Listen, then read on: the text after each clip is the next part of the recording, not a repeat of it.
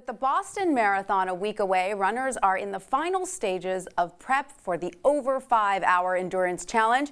But despite rigorous training, there is one painful experience few long-distance runners will ever be able to avoid completely: sore muscles. WSJ reporter Matthew Futterman is here with the lowdown on pushing through and managing the pain.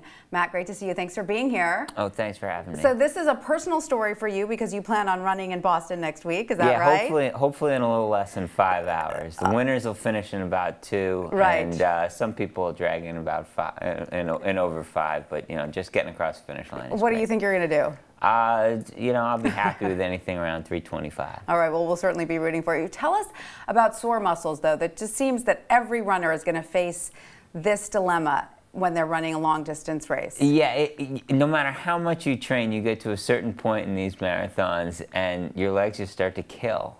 There are just moments for everyone. You could have run 30 miles a month before and felt good about that, and still at some point during this race you're going to be in pain. Where is it that it tends to happen? Mile what? I would say somewhere between 16 and 23. Right. Usually it settles in. You know, after 23 all you can think about is the finish, so you're feeling pretty good. But the good news is that this is perfectly normal. Yeah, it's fine. You can, so a part of, you know, a lot of running these races is mental, and so there's at some point you get to this idea where I should just accept this. It's right. Okay. I should be sore. I've run 18 miles. All right. Aside from the mental hardness, what else can you do mid-race? You start to feel that dead leg feeling.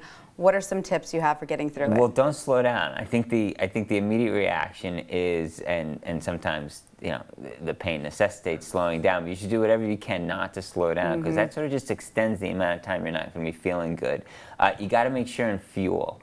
Right, and you say pickle juice and bitter cherry juice. Yeah, it's a funny, you know, everybody knows about Gatorade and things like that, but you know, what your muscles really want is a lot of sodium, and pickle juice, which everyone knows is about as salty as it gets, is actually something that athletes have been able to stomach in the middle of exercise, and it's packed with sodium.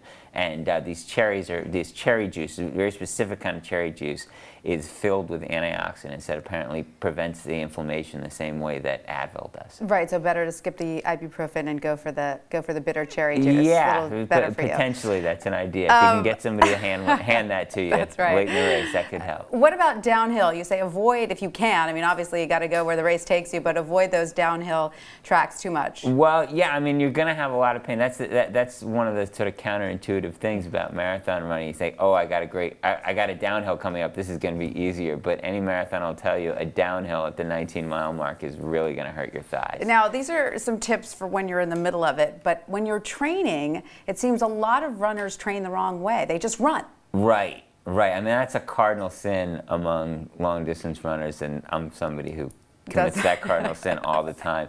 You know, we don't really like the weight room. Nobody likes to do push-ups. But you know, these plyometric exercises, lots of squats, planks, things like that. You know, if you have a really strong rear end, it's going to go a long way. All right, well, I hope you're doing your squats, Matt, because we're going to be rooting for you next week. Time's running out. That's all right. Thank you so much, Matt. Thanks a lot.